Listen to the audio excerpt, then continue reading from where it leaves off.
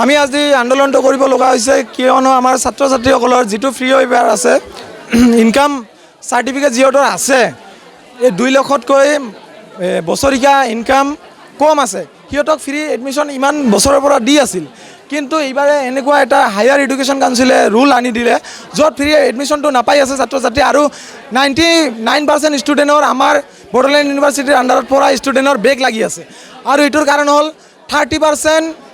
বেলেগ ইউনিভাৰ্চিটিত মাৰ্ক লাগে 5 মাৰ্ক আৰু আমাৰ ইউনিভাৰ্চিটিত 5 মাৰ্ক লাগে 40%। যেতিয়া ইমান ডাঙৰ এটা প্ৰভেদ থাকিব তেতিয়া অট'মেটিকলি আমাৰ মাজত বেক লাগিবই আমাৰ ষ্টুডেণ্টখিনিৰ মাজত সেইবাবে দাবী আমি জনাইছোঁ যে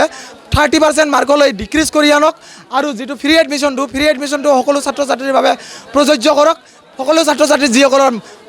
বছৰি ইনকাম 2 লাখতকৈ কম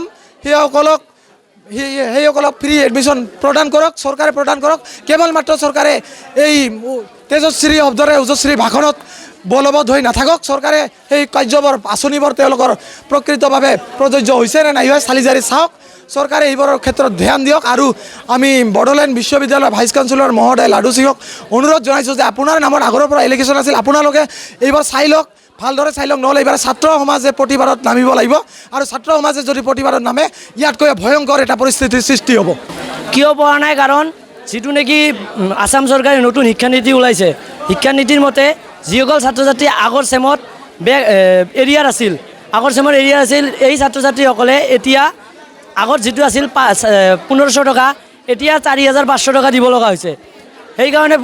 পোৱা নাছিল আৰু যিটো নেকি বেলেগ ইউনিভাৰ্চিটিসকলে পাইছে কিন্তু আমাৰ ইউনিভাৰ্চিটি পোৱা নাই কাৰণ আমাৰ ইউনিভাৰ্চিটি 5 যিটো শতাংশ এইটো 40% আৰু বেলেগ ইউনিভাৰ্চিটিৰ 30%। বেলেগ ইউনিভাৰ্চিটিৰ ছাত্ৰ ছাত্ৰীসকলে হয়তো পাইছে কিন্তু আমাৰ বড়োলেণ্ড ইউনিভাৰ্চিটিৰ পৰা এতিয়ালৈকে পোৱা নাই কাৰণ আমাৰ বড়োলেণ্ড ইউনিভাৰ্চিটিৰ বেছিভাগ ছাত্ৰ ছাত্ৰীৰে 90% ছাত্ৰ ছাত্ৰীসকলৰে বেক লাগি আছে সেইকাৰণে আমি এই যিটো নেকি অসম চৰকাৰে যিটো নেকি